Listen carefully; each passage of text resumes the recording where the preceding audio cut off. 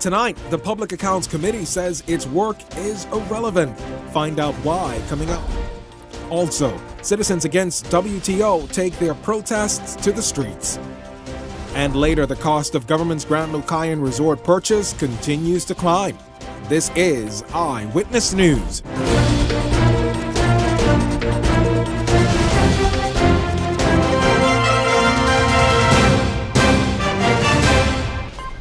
Eyewitness News brought to you by Flow Evo, powered by BTC.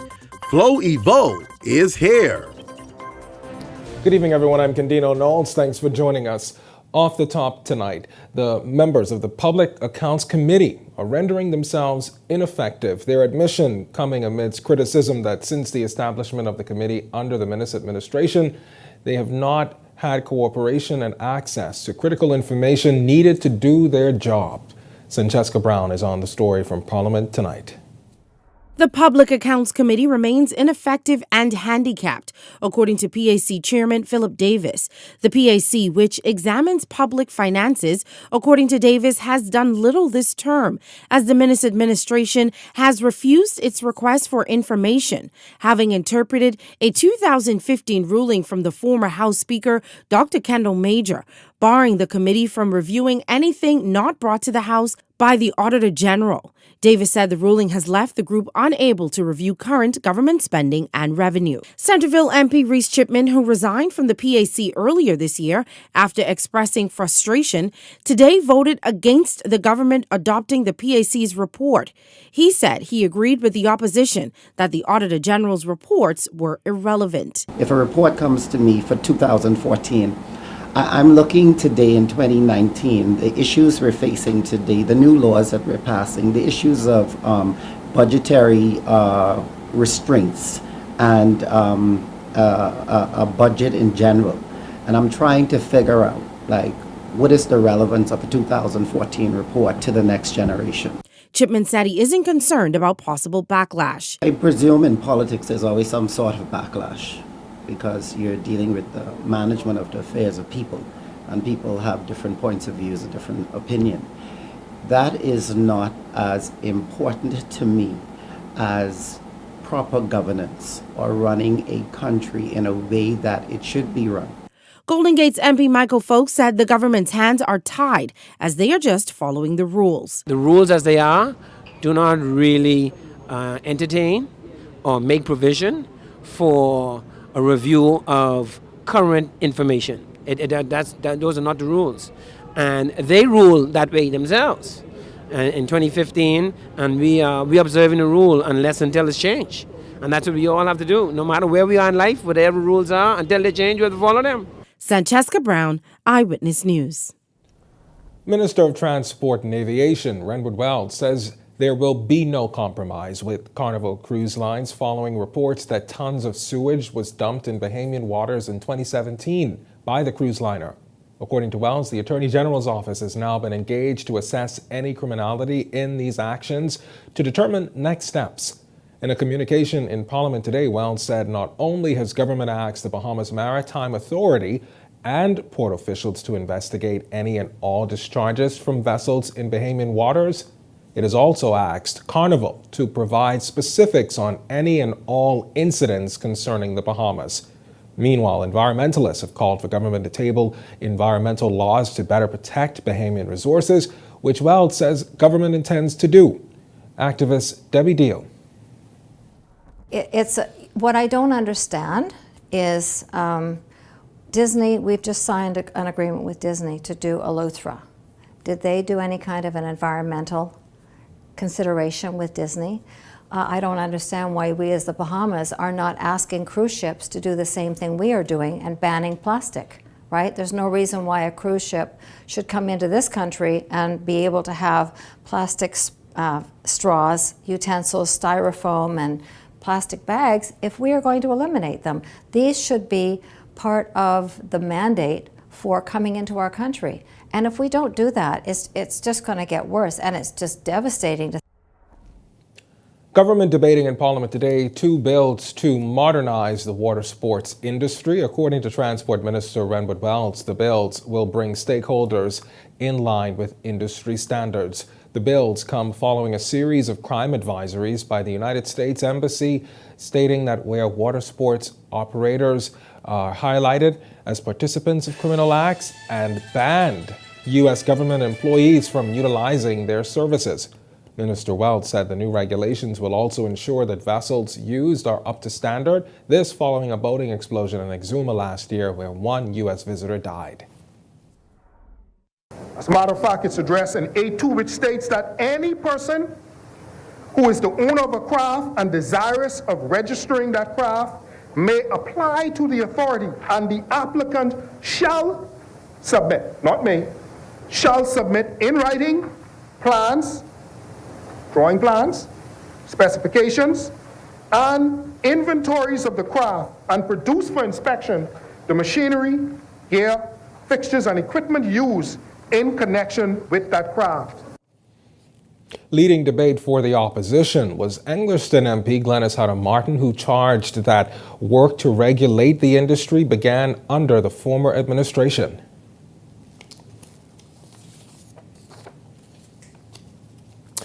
All right, also contributing to debate on the bill was National Security Minister Marvin Dames, who said the time has come for government to take a stand against travel advisories, which he says does more harm than good to the country's reputation. He further pointed out that government's move to put additional regulations in place is a step in the right direction. Then we must ensure that we take all measures to protect those people who support the industry. Because without them, Mr. Speaker, there is no industry. And that's what is extremely important for us, for all of us to understand. Without the people who are supporting the industry, that is, the persons who, for the most part, visit this country in search of fun and search of relaxation, if they are not protected, then you have no industry. Bahamians Against World Trade Organization group once again voicing concerns with government's accession to that organization, this time taking their concerns to Parliament Square. Our Janelle Longley was there. We say no to WTO. We say no to the immigration bill. Irate protesters taking over Parliament Square Wednesday, hoping that their cries would deter government from ascending to the World Trade Organization. But according to protesters, their concerns have fallen on deaf ears. They've sent people to try to sell it to us, Mr. Vargolang, but we are yet to be asked as a people, even by the MPs in our MPs in Parliament. They have yet to even ask us. A company comes here, applies for 100 work permits, 30 from Cuba, 30 from the Philippines, 40 from elsewhere. Foreigners who they brought in could begin to work. Yeah. These people will come to work and work for a quarter of what these people are working for. That's right. And so what position does that put us in? That put us in position and force us to work for scraps and compete against foreigners in our own country. We need to stop this madness. We need to stop this dissent. And we need to form our own policies. We need freedom of information. They can use their 100, 200 lawyer teams and sue our government to the gunnels because they are losing profits anytime our government tries to install a policy that's going to hurt their bottom line. And we have to reduce our standards in order to accommodate their profits. The country's accession has been a growing discussion for a while, and despite the group's obvious disagreement, at last report during the fourth meeting of the Working Party on the accession, Brent Simonet, the Minister of Financial Services, Trade and Industry, and Immigration affirmed that the Bahamas will continue to deliberate in its accession to ensure that WTO membership provides Bahamians with opportunities for meaningful participation in the ownership and prosperity of their economy. He stressed that any external shocks can set the country back significantly. Meanwhile, the group today also claimed that the newly proposed Immigration Act is a growing concern for the agricultural industry. One industry that's explicitly supposed to be reserved for Bahamians. And now, with this immigration bill, we want to open up to allow people to come in here, no background check, no verification, work 2 weeks on a boat, go home, Bam, done. Now, this group here today has been expressing their concerns with WTO for some time now, and they say that this protest here today on Parliament Square is just the beginning. Janelle Longley, Eyewitness News. Well, trade is becoming more and more integrated in the lives of Bahamians, and according to Bahamas Chamber of Commerce CEO Jeffrey Beckles, the only way to cope with the evolving market, global market that is through education, exposure, and digital literacy. On Tuesday, the Chamber hosted a trade mission with the District of Columbia Chamber of Commerce, the effort, officials say, seeking to provide Bahamians with the exposure to business opportunities on an international scale. While some taxpayers have growing concerns about the nation's accession to WTO, Beckles is saying he believes that if Bahamians focus on what is necessary to grow the local economy, joining WTO will become less of an issue. We know that access to capital is an inhibitor. A skills gap in our educational system. We're not producing the kind of work-ready individual for the workplace. We know that we have an energy issue here in the Bahamas that has been an inhibitor to investors, the high cost of energy. We also know that we are a high-priced labor market versus the productivity that we get. And so those are some of the things that we need to address. We also need to get our borrowing. We have a high debt ratio in the Bahamas. We need to get that under control. So whether or not we join WTO, those issues still exist. Government and Royal Caribbean cruise lines are still navigating their way through the sale, the development of the heads of agreement for that sale, and the official handover of the embattled Grand Lucayan Resort in Grand Bahama. Tourism Minister Dionisio de Aguilar telling Eyewitness News today that talks are progressing and provided a proposed timeline for the finalization of the deal. Theo Seeley has the latest. It's been 9 months since government purchased the struggling Grand Lucayan Resort in a last-ditch attempt to revive the ailing economy of Grand Bahama after failing to secure a buyer. Tourism Minister Dionisio de Aguilar says the process of finalizing the sale with Royal Caribbean is positively progressing and is expected that the new buyer will provide a much-needed economic boost. We're in the due diligence period of the arrangement, and then we will go to the purchasing part of the arrangement, and then we'll go to the actual transferring of the assets. And so the process is going very smoothly. I'm not aware of any hiccups. According to de Aguilar, the deal could be concluded within 7 months. We're very encouraged, hopefully before the year is done, that the government will have achieved its goal of selling the hotel and getting someone who actually knows how to run a hotel and to develop an attraction, to get them in and starting to generate economic impact on the island of Grand Bahama. Government has reportedly invested some $47 million in the acquisition process of the Grand Lucayan Resort. It was initially purchased for $65 million, with $32.4 million funneled into capital investment. An additional $14.6 million was also spent on the creation of Lucayan Renewal Holdings, government's purchasing vehicle for the property. Nearly $4 million will be spent to pay separation packages for the managers' union. I don't think we'll have invested X and get X back, but we certainly will have felt that the investment is worth it because we would have gotten a project that was essentially dead in the water, up and running, and with some hope and the future for substantial returns to the residents of Grand Bahama. While there won't be any immediate financial returns, the tourism minister says projected returns could prove promising. You know, we need to create a destination. We have to create something where the Grand Lucayan was to attract substantial stopover visitors to the country. So we're very excited that they're going to create an attraction. They're going to renovate the hotel. They're going to put some life back into that project, and we'll see the returns from that for years to come. Theo Seeley, Eyewitness News. And following decades of inconsistent power supply, consumers are sounding off tonight as power outages continue to plague numerous areas in the capital, especially in recent weeks. Despite online notices about the outages, residents say enough is enough and the power company must be held accountable. April Sands has reaction. Lights out have become a common thing these days for consumers who argue that it's difficult to plan their days and events, not knowing whether they will be interrupted by another power outage.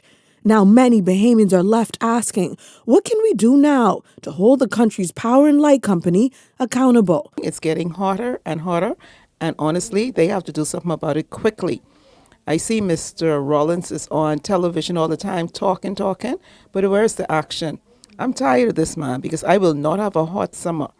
It's frustrating when the chairman comes on and says there will be no load shedding. And yesterday, I just went and got a bill from BPL, $900 and some in a matter of a month. And yet still, when I came home yesterday, the light was off.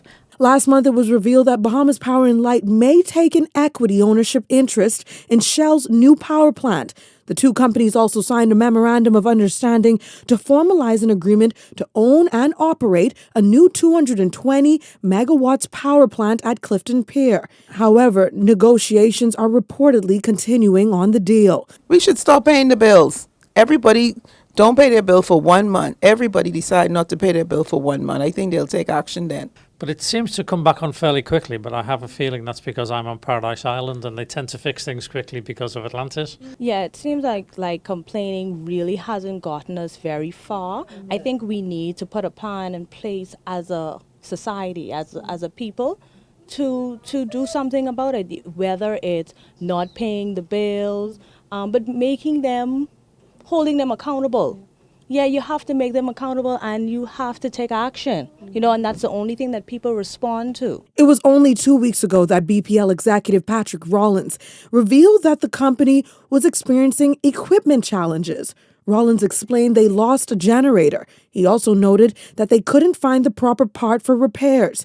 However, he did promise there would be no more outages or load shedding. Unfortunately, consumers say their promises are a comfort to a fool. And let's look for other methods, such as solar energy and other things like that. Natural gas is what we have here that can fix our power grid and things like that. Yeah. Reporting for Eyewitness News, I'm April Sands. We are just getting started in Eyewitness News, but when we come back, weed sales still illegal. Hear what the health minister is saying about it coming up. And later we've got more on carnival preparations as the countdown is on. We've got more on that coming up, but first, here's a check on tonight's weather forecast.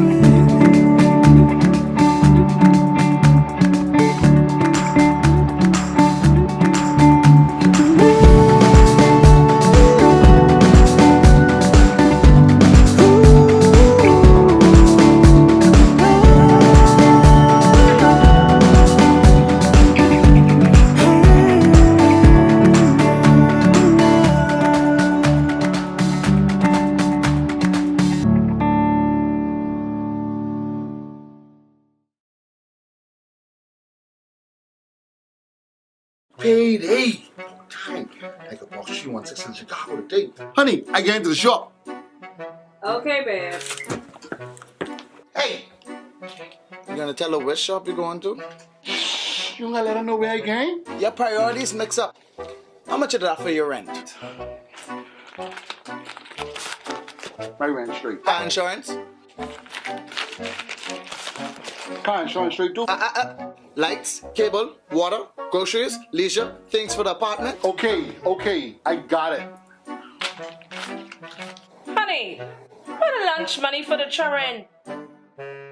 Take care of your priorities first. Remember, It's only a game, so please, game responsibly. This portion of the news is brought to you by J.S. Johnson Insurance Agents and Brokers, giving you peace of mind. You are looking at live pictures over Bahama Resort, where the temperature is right around 75 degrees. We've got a low set for 73 tonight. This is Eyewitness News. Welcome back. The government cracking down on the sale and use of cannabis-based products. Health Minister Dr. Dwayne Sands, during his contribution in the House of Assembly today, said his ministry has met with both the Customs Department and the Royal Bahamas Police Force to bring the organizations up to speed concerning enforcement, as there has been apparently a noticeable increase in advertising for these products. The health minister also saying that despite working and receiving feedback from the public on the decriminalization of marijuana for the past 3 months, the Marijuana Commission has requested an extension as it believes its work is not yet complete.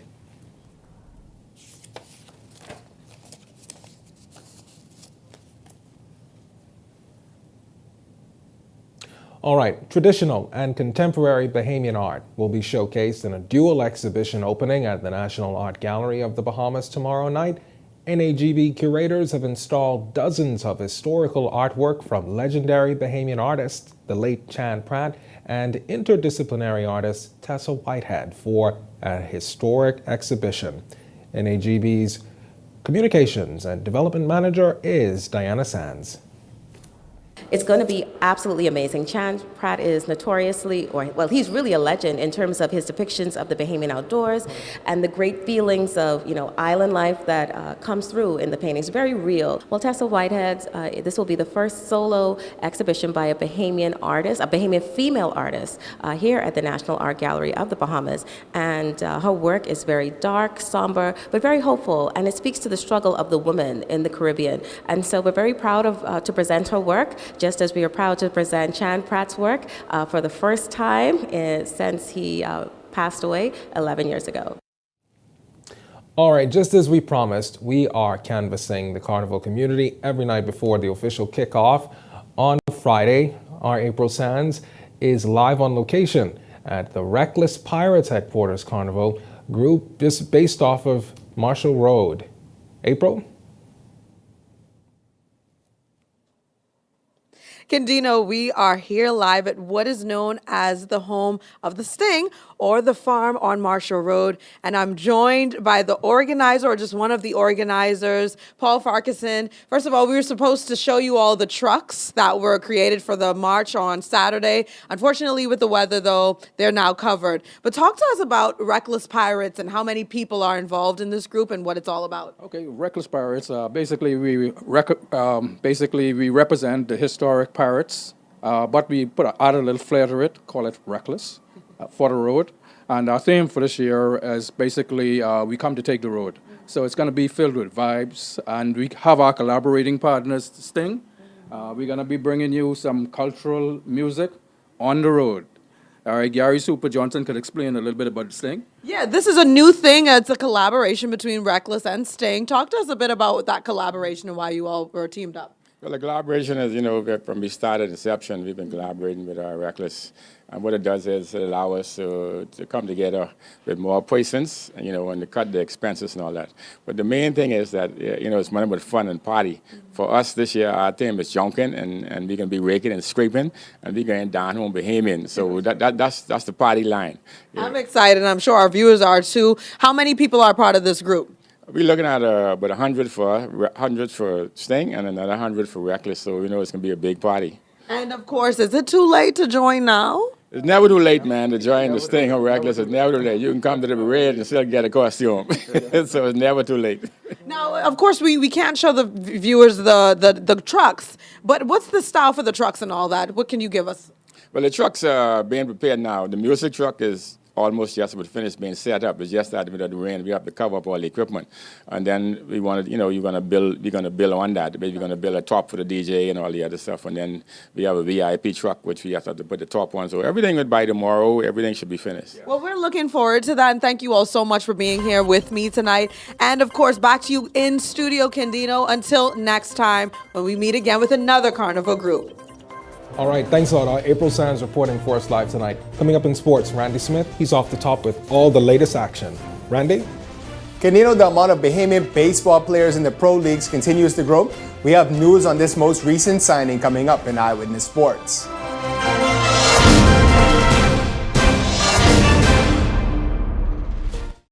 Together, we've come so far. As we celebrate Baha Mar's 2nd anniversary, we thank every Bahamian for helping make this long-held dream a spectacular success. With the largest casino in the Caribbean and 3 of the world's most respected hotel brands, every day we live our vision, elevating Caribbean luxury to brand new heights. We introduced ourselves to the world. You're all going to Baha Mar in the Bahamas. And the world took notice. We welcomed new visitors to the Bahamas and shared with them our values of culture, community, conservation, and celebration. And we remain committed to the 5,000 employees who make Baha Mar a success. Thank you for 2 years of spectacular. And here's to many more. We are Baha Mar. Looking for quiet, relaxation, elegance, and luxurious but yet affordable pampering? Come and see us at Baha Retreat Spa, East Bay Street next to Luciano's. How about a manicure, pedicure, facial, eyebrow threading, and body sugaring? You can purchase an instant gift certificate online at www.baharetreat.com or call us at 323-6711.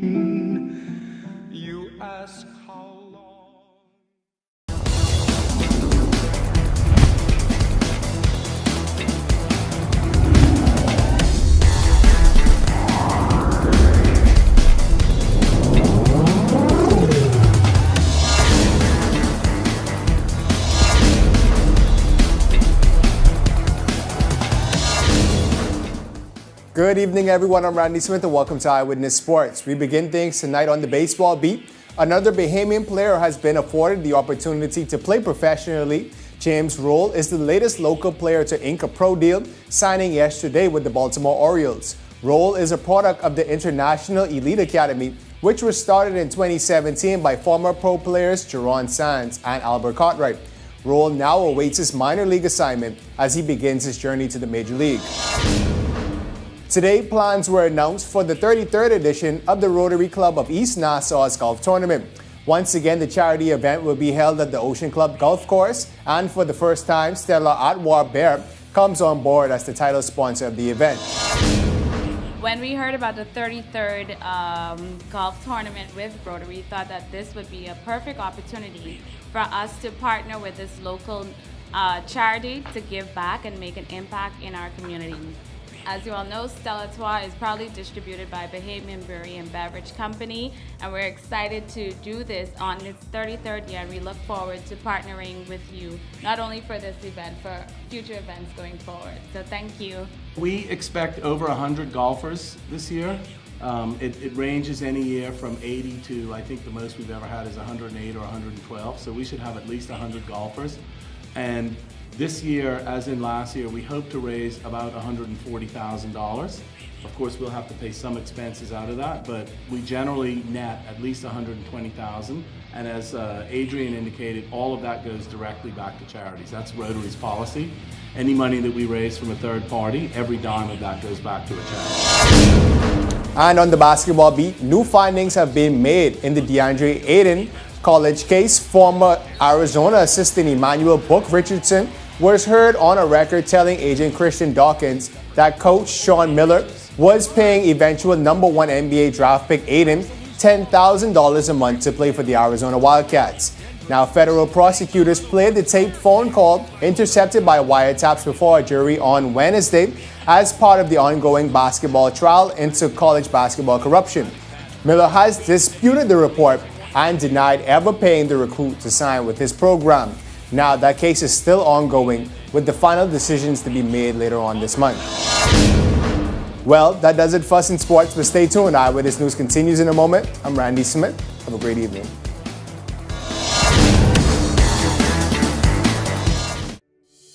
Hello, I'm Gershon Major, CEO of the Bahamas Gaming Operators Association. Are you or a loved one suffering from a gambling addiction? Do you find yourself more often than not having to choose between your daily expenses and this form of entertainment? If you've answered yes to these questions, we are here to help. At the BGOA, our doors are always open. There are several mechanisms in place to protect you as a player as part of our industry's responsible gaming program. If you find yourself or someone you know slipping through the cracks, please come in and visit us at number 41 Top of the Hill Mackey Street for an assessment, immediate assistance, or professional intervention at no cost to you.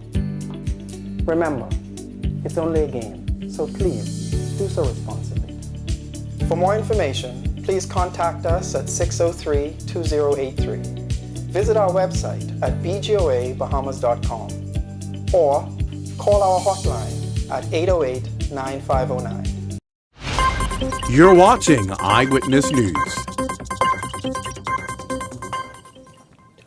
All right, coming up and beyond the headlines with Clint Watson, the Minister of Health is here to discuss health care on family islands following international criticism that services are inadequate.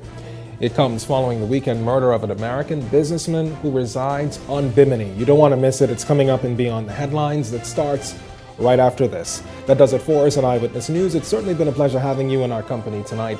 On behalf of the entire news team, I'm Candido Knoll saying good night.